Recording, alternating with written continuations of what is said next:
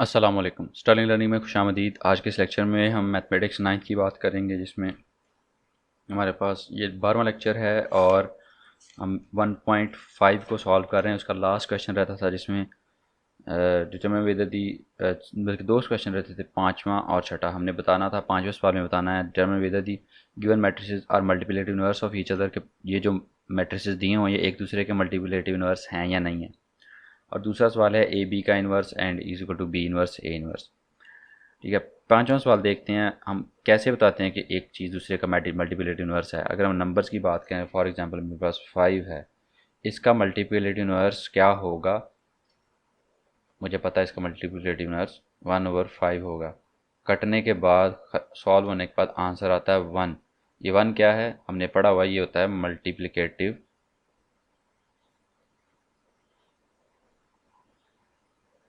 Identity. तो मतलब कोई भी दो नंबर जिनको मल्टीप्लाई करने के बाद आपके पास 1 आंसर आए, उसको क्या कहते हैं कि ये दोनों, ये 5 और 1/5 एक दूसरे के क्या हैं, इनवर्स हैं।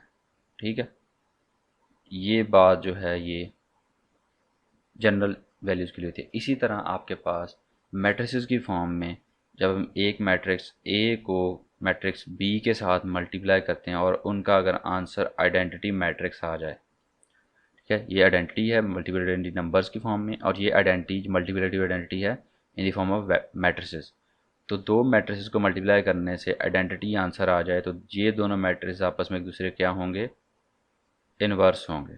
ठीक है, उलट होंगे, एक दूसरे के माकूस होंगे, जिसे उर्दू में माकूस बोलते हैं। कि मल्टीप्लिकेटिव आइडेंटिटी मतलब एक दूसरे के ज़रबी माकूस हैं या नहीं है। ठीक है, जो उर्दू में लोग पढ़ रहे हैं, जो उर्दू में जिनकी टेक्स्ट बुक उर्दू में, उनके लिए, क्योंकि मैंने भी उर्दू में पढ़ी थी 9th-10th में, तो उर्दू में पढ़ने में कोई मसला नहीं है। आप फर्स्ट ईयर सेकंड ईयर में इंग्लिश में, अगर आपकी इंग्लिश बुक सही है तो आप इंग्लिश में ट्रांसफ़र हो सकते हो। क्योंकि मैंने एफएससी की, फिर उसके बाद इंजीनियरिंग की, तो मैं उर्दू से इंग्लिश में ट्रांसफ़र हुआ था, मुझे इतना मसला नहीं हुआ था, तो आपको भी नहीं होगा।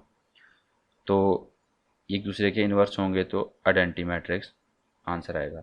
अब यहाँ पे वो कह रहा है, पहला सवाल है, दूसरा सवाल, दोनों सवालों में देखो, पता करो कि ये दोनों एक दूसरे के मल्टीप्लिकेटिव इन्वर्स हैं कि नहीं है। इनमें से एक सवाल को मैं सॉल्व कर दूंगा, दूसरा आप लोगों ने खुद करना है।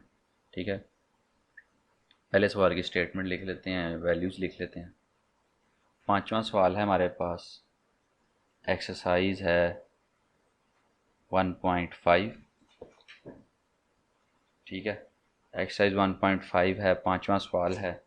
उसका पहला पार्ट कर लेते हैं, दूसरा आप लोग खुद कर लीजिएगा। पहला पार्ट, क्या आंसर क्वेश्चन है, 3, 5, 4, 7।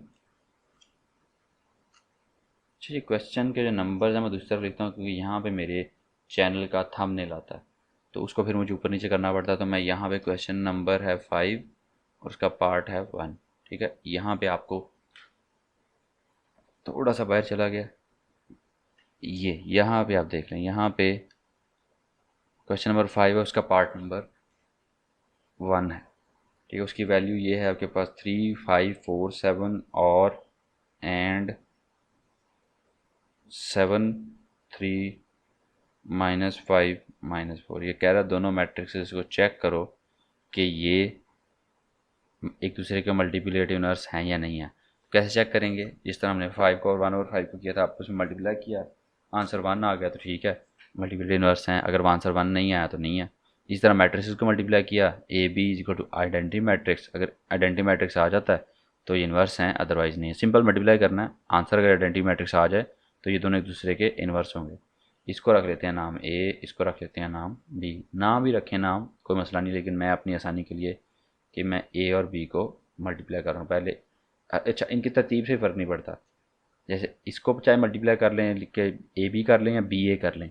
ये सवाल आपको क्वेश्चन नंबर 4 का जो सेकंड पार्ट है, जिसमें बी इंटू बी इनवर्स और बी इनवर्स इंटू बी किया था, ये दोनों एक, ये तो सामने नज़र आ रहा है कि बी और बी का इन्वर्स है, ये बी का इन्वर्स और बी है, ये दोनों को आपस में मल्टीप्लाई किया। चाहे पहले बी लिख के बाद में इन्वर्स लिख के मल्टीप्लाई कर लो, या पहले इन्वर्स लिख के बाद में बी लिख के मल्टीप्लाई कर लो, आंसर आइडेंटिटी ही आता है। तो इनकी तरतीब से कोई फ़र्क नहीं पड़ता। मैं ए बी कर रहा हूँ, आप इन्हीं को ए और बी का नाम दे के बी ए करके देख लें, फिर भी आपके पास जो आंसर इसका आएगा वही उसका है। अगर ये आइडेंटिटी आ रहा है तो उसका भी आइडेंटिटी है, अगर आइडेंटिटी नहीं आ रहा तो उसका भी, वो दूसरा आंसर जो भी आ रहा होगा वो आएगा।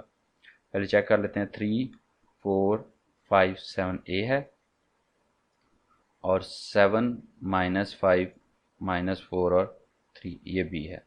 मैट्रिक्स मल्टीप्लिकेशन में रो जो है कॉलम के साथ, फिर अगली कॉलम के साथ, फिर दूसरी रो दूसरे कॉलम के साथ, दूसरी रो दूसरे पहले कॉलम के साथ, फिर दूसरे कॉलम के साथ। तो ए बी आपके पास आ जाएगा 3 × 7 प्लस, जब एक रो एक कॉलम के साथ मल्टीप्लाई दरमियान में वैल्यूज के दरमियान में प्लस आता है 5 × -4। अब ये एक रो एक कॉलम के साथ कंप्लीट होगी। अब ए पहली रो ही है लेकिन सेकंड कॉलम है, तो आंसर भी हम सेकंड कॉलम में लिखेंगे।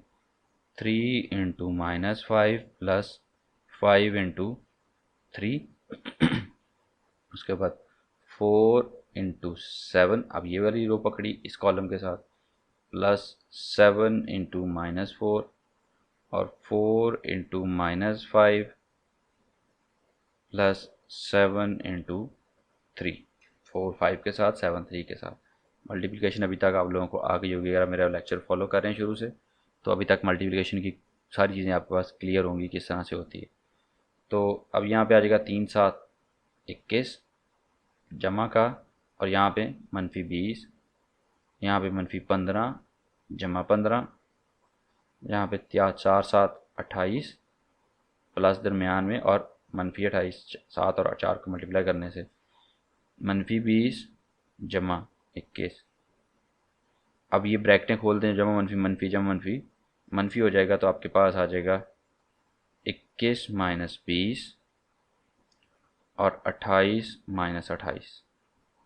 यहाँ पे -15 जमा 15, यहाँ पे -20 जमा 21, 28 28 के साथ, -15 जमा 15 के साथ, यहाँ पे आपके पास 21 में से 20 निकलेंगे 1 आ जाएगा, और ये 0 हो गया, ये भी 0 हो गया, और यहाँ पे आपके पास 1 आ गया। तो ये क्या है? आइडेंटिटी मैट्रिक्स है। सो हम कह सकते हैं, so both matrices are multiplicative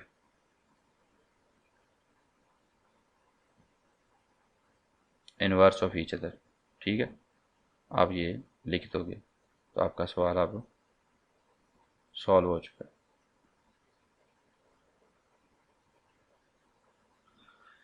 सही है, एक सवाल मैंने कर दिया 5वें पार्ट का, दूसरा आप लोगों ने खुद कर लेना है। अब छठा सवाल। छठे सवाल में देखें, कह रहा है जी ए बी का इन्वर्स लें और बी इन्वर्स ए इन्वर्स करें, या डी ए को मल्टीप्लाई करके उसका इन्वर्स लें, या ए का इन्वर्स और डी का इन्वर्स लेके तो सिर्फ तरतीब बदल के मल्टीप्लाई कर दें, आंसर सेम आता है। तो इसको हम, पहला पार्ट मैंने स्कूल में कई दफ़ा करवा चुका हूँ बच्चों को, अक्सर बच्चों को कराया। ये दूसरे पार्ट में स्कूल के बच्चों को भी डाउट आ रहा था, आप लोगों को भी। अगर आप दूसरा कर लोगे तो पहला आपके लिए आसान होगा। तो इसका दूसरा पार्ट करेंगे, इसका पहला पार्ट किया था, इसका दूसरा पार्ट यहाँ पे करेंगे, पहला आप लोगों ने खुद करना है। तो अभी इसकी वैल्यूज़ लिखते हैं, इसको मिटा लेते हैं, नई वैल्यूज़ आएंगी, नया सारा कुछ आएगा यहाँ पे, क्योंकि ये पिछले 5वां सवाल था, अभी हमारे पास छठा सवाल है। इसके अंदर मैट्रिसेस हैं आपके पास ए बी सी डी,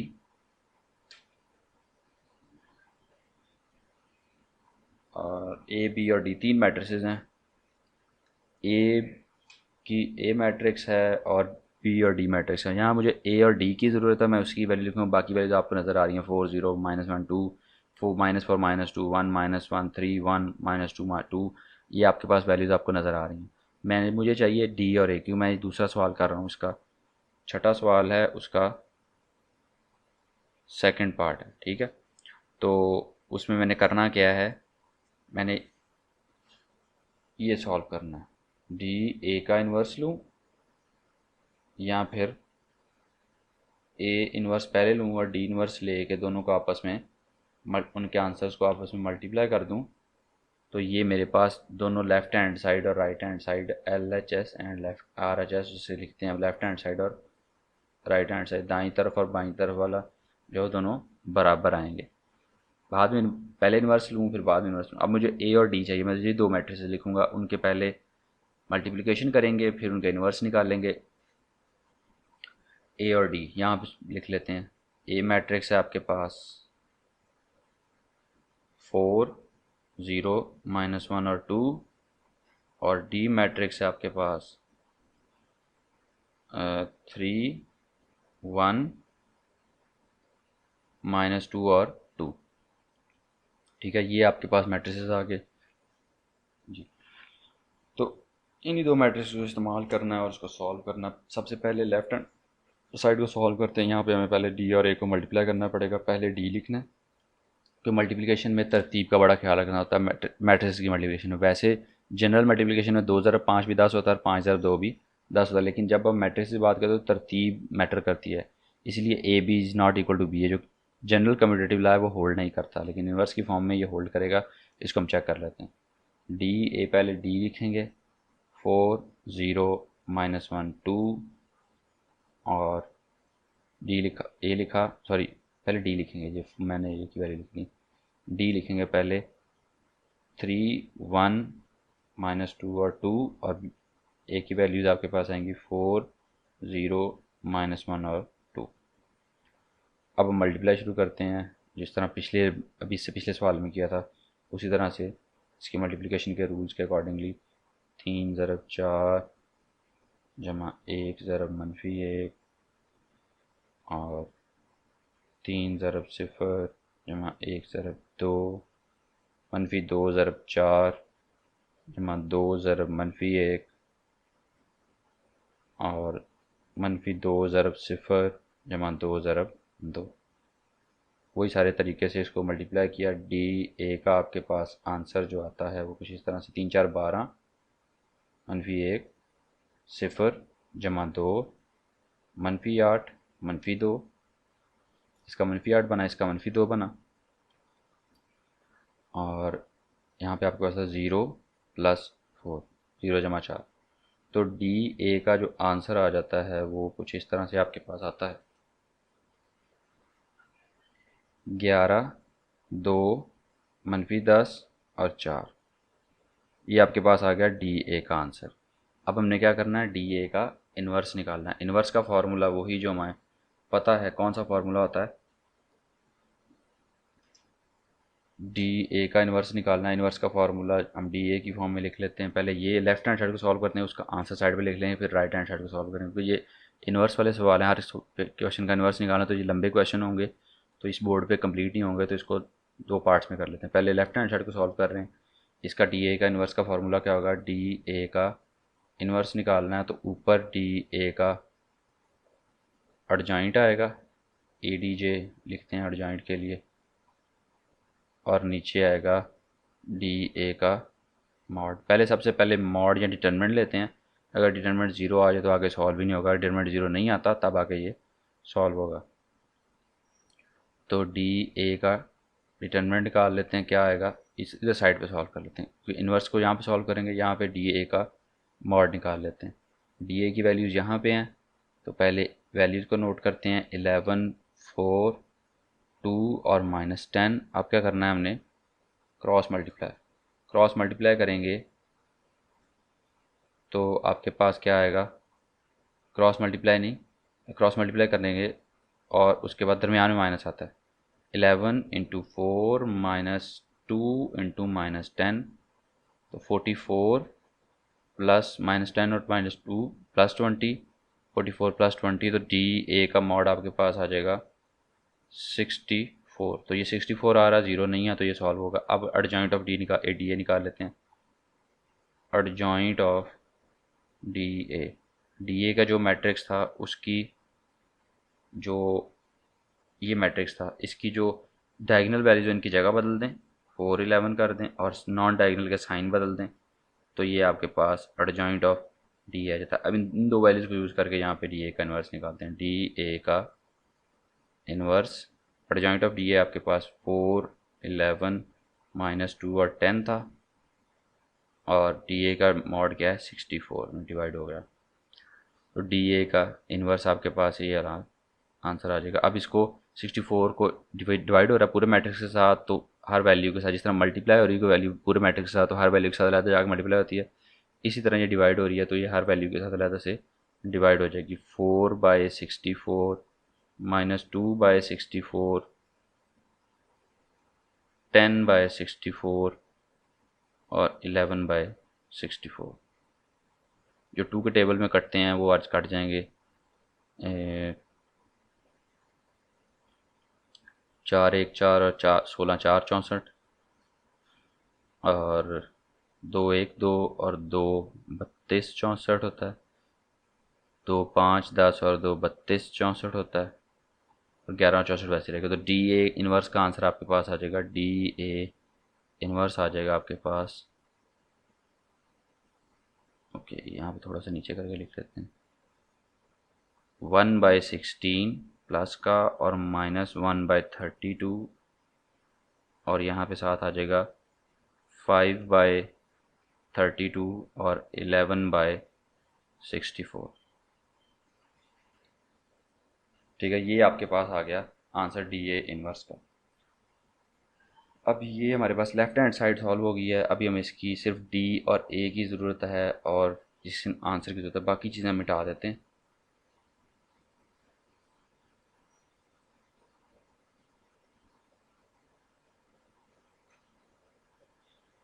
ठीक है, ये हम लेफ्ट हैंड साइड का आंसर हमने जो वो नोट डाउन कर लेना है साइड पे, क्योंकि इसी आंसर के साथ हमने राइट हैंड साइड को सॉल्व करके मैच करना है। अगर तो मैच हो जाती है तो ठीक है, अदरवाइज़ नहीं। तो लेफ्ट हैंड साइड का आंसर यहाँ पे लिख लेते हैं। डी ए इनवर्स जो है हमारे पास आ जाएगा 1/16 -1/32 5/32 एंड 11/64। अब हमने करना है ए इनवर्स और D inverse.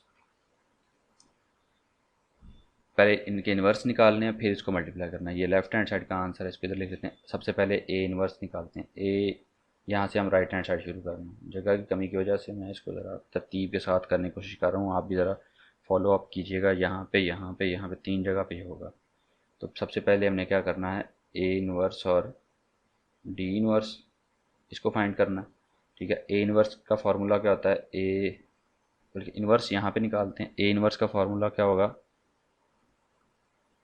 Adjoint of A over A mod. सबसे पहले ए मॉड निकालेंगे। ए मॉड की वैल्यू क्या आएगी, 4 2 0 -1 क्रॉस मल्टीप्लाई, दरम्यान में माइनस का साइन, ये इसके साथ मल्टीप्लाई होगा। 4 2 8, दरम्यान में मनफी 0 तरफ मनफी 4 2 8 में 0 निकलेगा तो 8 आ जाएगा। ए मॉड का आंसर आपके पास 8 आ गया। और एडजॉइंट ऑफ ए जो है वो आपके पास आ जाएगा डायगनल की जगह और नॉन डायगनल के साइन। 2 4 -1 0, सॉरी इसकी जगह नहीं बदलनी, इसके साइन बदलने हैं। यहाँ पे 0 रहेगा, यहाँ पे +1 हो जाएगा।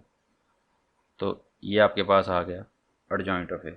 अब ए इनवर्स के फार्मूले में ये वैल्यूज़ पुट करें और 8 से डिवाइड कर दें, मतलब ए मॉड से डिवाइड कर दें। तो यहाँ पे आपके पास यहाँ पे वैल्यूज़ पुट करते हैं।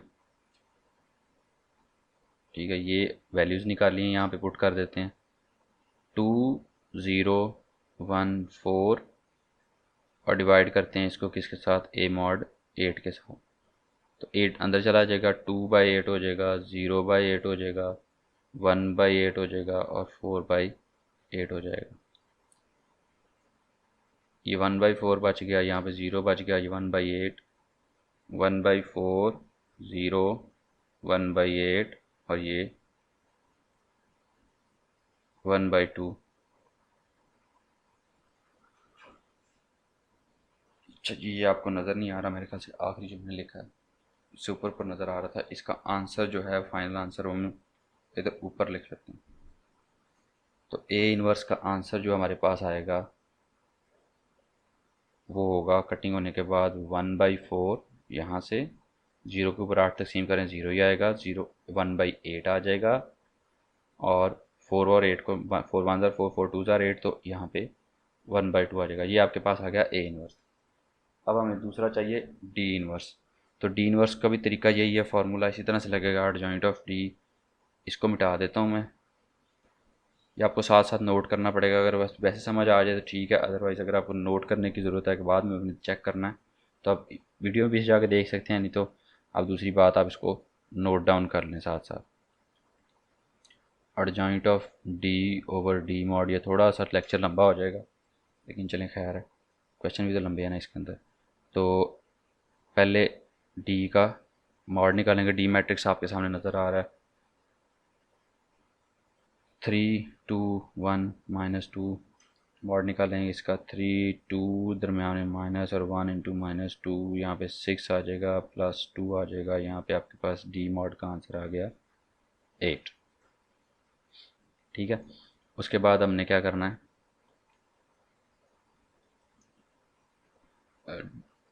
डी मॉड का आंसर 8 आ गया, और उसके बाद adjoint of D, adjoint of D आपके पास आ जाएगा, जगह बदलेंगे डायगोनल की और नॉन डायगोनल के साइन बदलेंगे, ये एडजॉइंट ऑफ डी आ गया।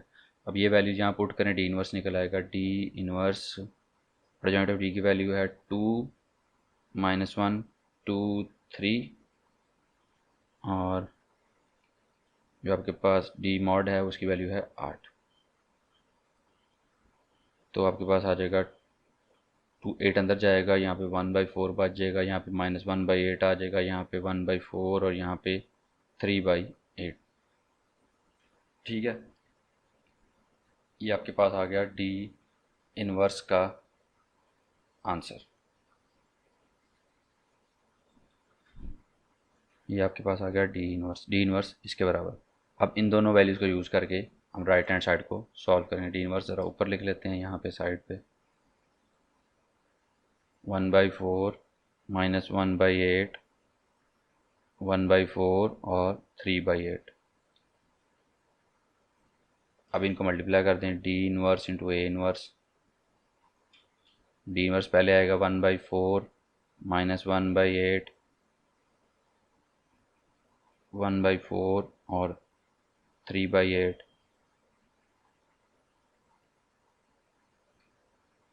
सॉरी, यहाँ पे मैंने गलती कर दी, डी इनवर्स ए इनवर्स नहीं करना, ए इनवर्स डी इनवर्स करना। मैं कह रहा हूँ यहाँ पे मेरा आंसर इक्वल नहीं आ रहा। ठीक है, तो इस तरह की गलती आप लोगों ने नहीं करनी, ये मैं एडिट कर दूंगा पीछे से, लेकिन ये जो बात मैं अभी बता रहा हूँ ये मैंने गलती की थी जी। डी इनवर्स ए इनवर्स पहले लिख दिया, यहाँ पे राइट हैंड साइड पे ए इनवर्स डी इनवर्स है, तो तरतीब जगह बदलेंगे तब इसका आंसर बदलेगा। इसी पे आंसर यहीं से मुझे पता चल रहा है आंसर मेरा गलत बन रहा है, तो मैंने इसको ख़त्म कर दिया। जिससे पिछली जो मैं गलत लिखने का काम है वो मैं मिटा दूँ, एडिट कर दूँगा इसमें से, लेकिन आपको ये चीज़ पता नहीं चाहिए। यहाँ पे होगी अब ए इनवर्स और डी इनवर्स। तो पहले ए इनवर्स का आंसर लिखेंगे 1/4 0 1/8 1/2, और फिर डी इनवर्स आएगा 1/4 1/8 1/4, ये -1/8 और यहाँ पे 3/8 आ जाएगा। ठीक है, अब इसको मल्टीप्लाई करें, 1/4 1/4 1/16, इसको जल्दी जल्दी करेंगे, +0 और -4 8 32 होता है, -1/32 +0। ये 0 इसके साथ मल्टीप्लाई करेगा, ये इसके साथ मल्टीप्लाई करेगा, ये 1/8 और 1/4 1/32, और ये 1/2 इस 1/4 के साथ मल्टीप्लाई करेगा, +1/8। ये 1/8 उस -1/8 के साथ -1/64, 8 8 8 64 होता है, 64 +3/16, 1/16 यहाँ पे आ गया, -1/32 यहाँ पे आ गया। यहाँ तक मेरा मैच कर गया। अगली चीज़ जो है हमारे पास 1/32 + 1/8, इन दोनों का एलसीएम 32 आता है, और ऊपर यहाँ पे 1 आ जाएगा, यहाँ पे 8 4 32 होता है, यहाँ पे 4 आ जाएगा, 16 4 ये 64 आएगा इसका एलसीएम, यहाँ पे -1 आएगा, और यहाँ पे जमा का 3 4 12 आता है। इसकी जो डिटेल है एलसीएम कैसे लेते हैं, अगर आपको यहाँ पे नहीं समझ आ रही तो इसकी आप डिटेल मेरे दूसरे जो मैंने लेक्चर्स बनाए हैं बेसिक्स के, उसके अंदर जाके आप देख सकते हो, उसमें बड़ी डिटेल से मैंने चीज़ें बताई हुई हैं। तो 5/32 और +11/64, ये आपके पास राइट हैंड साइड का आंसर आ गया। तो अब देखें, लेफ्ट हैंड साइड और राइट हैंड साइड दोनों बराबर हैं, ये बिल्कुल बराबर हैं, तो ये आपका सवाल अब ठीक हो गया। अच्छा जी, इसके साथ ही ये लेक्चर ख़त्म हुआ, और 1.5 भी कंप्लीट हो गई है, और इसके बाद ग्रामर रूल है और इन्वर्स मेथड है, साइमल्टेनियस इक्वेशन को सॉल्व करने के लिए। ये हम बाद में करेंगे अगले नेक्स्ट लेक्चर में। अभी तक के लिए इतना ही। अपना ख्याल रखिएगा, दुआ में याद रखिएगा। अल्लाह हाफिज़ और अल्लाह आपका निगहबान।